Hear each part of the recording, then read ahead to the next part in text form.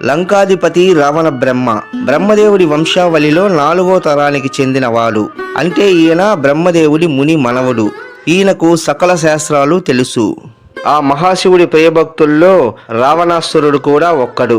తన తపోశక్తితో ఆ పరమేశ్వరుని మెప్పించి ఎన్నో వరాలను పొంది మహాశక్తివంతుడవుతాడు రావణాసురుడు. ఇంకా రావణాసురుడు ముల్లోకాలను శాసించగలిగిన వాడు. రావణ బ్రహ్మ పేరు చెబితేనే దైవగణాలు ఇంకా మహేంద్రుడు సైతం భయంతో వణికిపోయేవాడు. ఒకసారి యమధర్మరాజు సైతం మహా తేజస్సుతో వెలిగిపోతున్న రావణ బ్రహ్మ తేజస్సు చూడలేక భయపడి అక్కడ ఉన్న ఒక కాకిలో దూరి పారిపోతాడు. అంతటి ప్రచండ శక్తివంతుడు రావణాసురుడు. రావణాసురుడి తల్లి అసుర కులానికి చెందిన కైకసీమాత.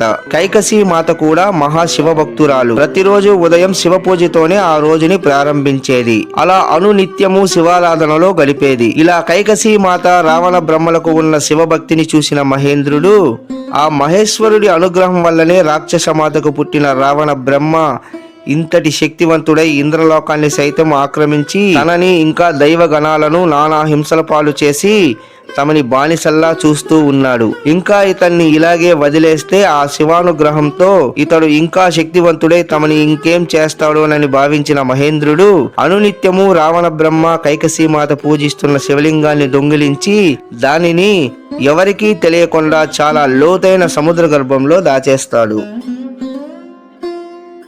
ఆ మరునాడు ఉదయం శివ పూజకై శివలింగం దగ్గరకు వచ్చిన కైకసీమాత అక్కడ శివలింగం లేకపోవడం చూసి చాలా బాధపడుతుంది.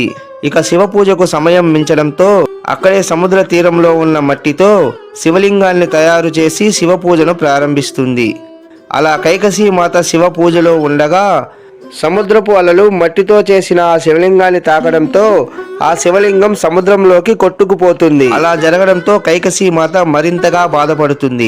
ఇక చేసేది లేక మళ్ళీ మరొక శివలింగాన్ని ఆ మట్టితో తయారు చేసి తిరిగి పూజలు ప్రారంభిస్తుంది. అలా కొంత సమయానికే సముద్రపు అలలు వచ్చి ఆ శివలింగాన్ని నీటిలో ముంచేస్తుంది. ఇలా కైకసీమాత ఎన్నిసార్లు ఆ మట్టితో శివలింగాన్ని చేసి పూజ చేయాలనుకున్నా వెనువెంటనే సముద్రపు అలలు వచ్చి ఆ శివలింగాన్ని ముంచేయడంతో కైకసీమాత పట్టరాని దుఃఖంతో ఏడుస్తూ ఆ సముద్ర తీరంలోనే ఉండిపోతుంది. అలా చాలా సమయం తరువాత శివ పూజకని సముద్ర తీరానికి వెళ్లిన తన తల్లి తిరిగి రాలేదని తెలుసుకున్న రావణ బ్రహ్మ తన తల్లిని వెతుక్కుంటూ ఆమె ఉన్న చోటికి వస్తాడు. అక్కడ మౌనంగా కూర్చొని ఉన్న తన తల్లిని చూసి ఏమైందమ్మా, ఎందుకు ఇలా ఒంటరిగా మౌనంగా కూర్చొని ఉన్నావు అని అడుగుతాడు. అప్పుడు కైకసి తన కొడుకుతో అక్కడ జరిగిన విషయాన్నంతా చెప్పి చాలా బాధపడుతుంది. తన తల్లి అంతలా బాధపడడం చూసిన రావణ బ్రహ్మ తట్టుకోలేక, అమ్మా, ఇప్పుడే నేను కైలాసానికి వెళ్ళి ఇంతవరకు ఎవరికీ దక్కని ఆ శివుడి ఆత్మలింగాన్ని తీసుకొని వచ్చి నీకు ఇస్తాను అని చెబుతాడు. ఆ మాటలు విన్న కైకసి చాలా సంతోషించి తన కొడుకుని ఆశీర్వదించి పంపిస్తుంది. అలా రావణాసురుడు కైలాసానికి చేరుకుంటాడు.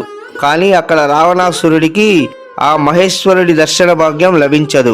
అందువలన రావణ బ్రహ్మ అక్కడే కూర్చొని శివుని గూర్చి తపస్సు చేస్తాడు. అలా కొన్ని వందల సంవత్సరాలు గడిచిపోతుంది.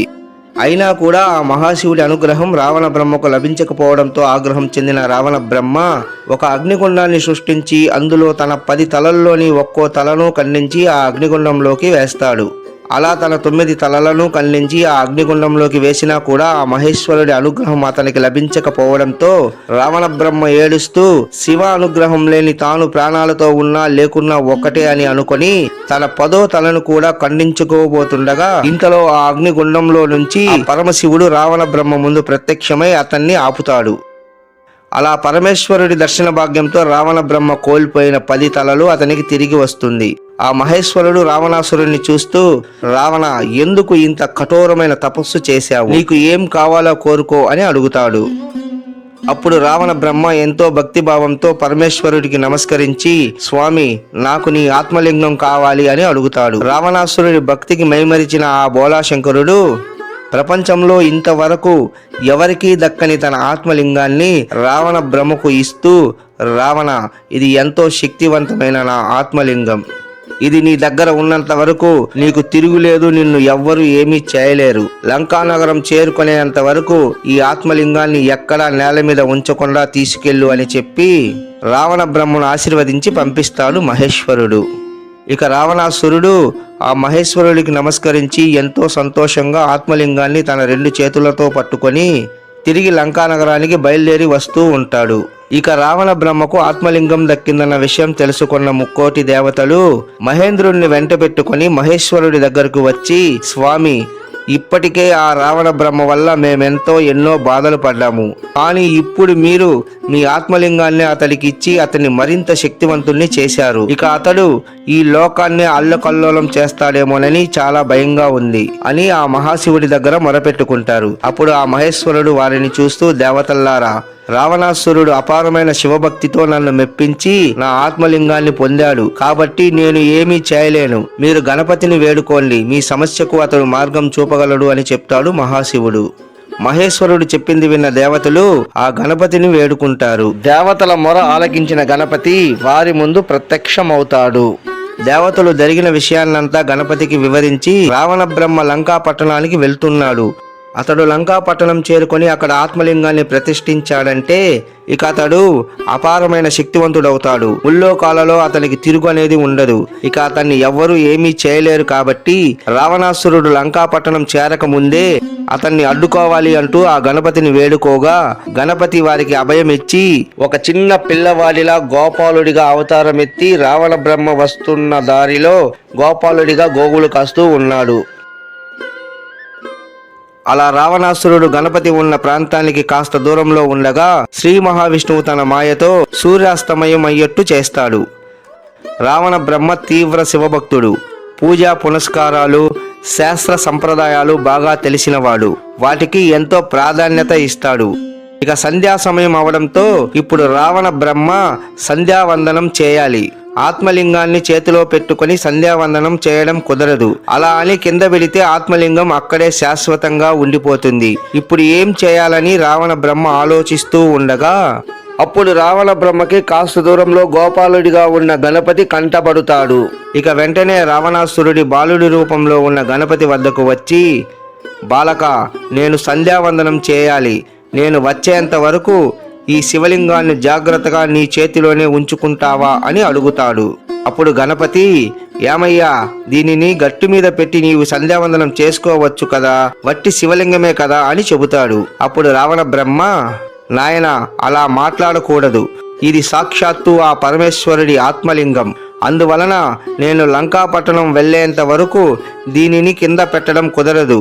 కాబట్టి నేను సంధ్యావందనం పూర్తి చేసుకుని వచ్చేంత వరకు నీ చేతిలో ఉంచుకో అని చెబుతాడు. అప్పుడు ఆ బాలుడు, అయ్యో, శివుడు అంటున్నావు, ఆత్మలింగం అంటున్నావు, ఇది ఎంత బరువు ఉంటుందో ఏమో, దీనిని మోయడం నా వల్ల కాదు, వేరే ఎవరినన్నా చూసుకో అని ఆ బాలుడు రావణుడితో చెబుతాడు. అప్పుడు రావణ బ్రహ్మ, నాయన, మనసులో ఆ శివుణ్ణి తలుచుకో, ఈ ఆత్మలింగం చాలా తేలిగ్గా ఉంటుంది. నాకు సమయం మించిపోతూ ఉన్నది, నేను త్వరగా వెళ్లి సంధ్యావందనం చేసుకొని వస్తాను అంటూ ఆత్మలింగాన్ని బాలుడి రూపంలో ఉన్న గణపతి చేతికి ఇస్తాడు రావణ బ్రహ్మ. అలా ఆత్మలింగాన్ని గణపతి అందుకోగానే, సరే రావణ, నీవు వెళ్లి సంధ్యావందనం చేసుకొనిరా. కానీ ఒక్క విషయం, నాకు ఈ ఆత్మలింగం బరువు అనిపించిందంటే నిన్ను నేను 3 సార్లు పిలుస్తాను. ఈలోపు నువ్వు వచ్చావా సరే, లేకుంటే ఈ లింగాన్ని ఇలాగే ఇక్కడే నేలపై ఉంచుతాను అని చెబుతాడు. సరే అని రావణుడు సంధ్యావందనం చేయడానికి వెళతాడు. అలా ఆయన వెళ్ళిన కాసేపటికే విఘ్నేశ్వరుడు రావణ అని మొదటిసారిగా పిలుస్తాడు. విఘ్నేశ్వరుడి మాటలు విన్న రావణాసురుడు త్వరగా సంధ్యావందనం ముగించుకొని త్వరగా ఆ బాలుడి దగ్గరికి వస్తూ ఉండగా రెండవసారి రావణ అని పిలుస్తాడు. ఇక రావణాసురుడి ఆ బాలుడి వద్దకు చేరుకునే సమయానికి విఘ్నేశ్వరుడు మూడోసారి రావణ అని పిలిచి ఆత్మలింగాన్ని నేలపై పెట్టేస్తాడు. ఆ వెంటనే రావణాసురుడు నేలపై ఉన్న ఆత్మలింగాన్ని తన శక్తినంతా ఉపయోగించి పైకి తీయడానికి ప్రయత్నిస్తాడు. కానీ ఆ ఆత్మలింగం ఎంత ప్రయత్నించినా అది పైకి రాదు. పైగా ఆత్మలింగం తీసుకొచ్చిన పెట్టె విరిగి కాస్త దూరంలో పడిపోతుంది. అలా అది పడిన స్థలంలో సక్తేశ్వరలింగం వెలుస్తుంది. ఇక ఆ పెట్టెలోని మూతబడిన చోటలో గుణేశ్వర లింగం వెలుస్తుంది. ఇక ఆత్మలింగంపై కప్పబడి ఉన్న వస్త్రం పడిన చోట గురుడేశ్వర లింగం వెలుస్తుంది. ఇక ఆ పెట్టెను కట్టిన తాళ్లు పడిన చోట దారేశ్వర లింగం వెలుస్తుంది. ఇక చివరిగా భూమిలోకి పాతుకుపోయిన ఆత్మలింగాన్ని రావణ బ్రహ్మ తన బలాన్నంతా ఉపయోగించి ఎంత ప్రయత్నించినా అది పైకి రాకపోవడం వలన ఆ మహేశ్వరుడి ఆత్మలింగం మహాబలేశ్వర స్వామిగా వెలుస్తాడు.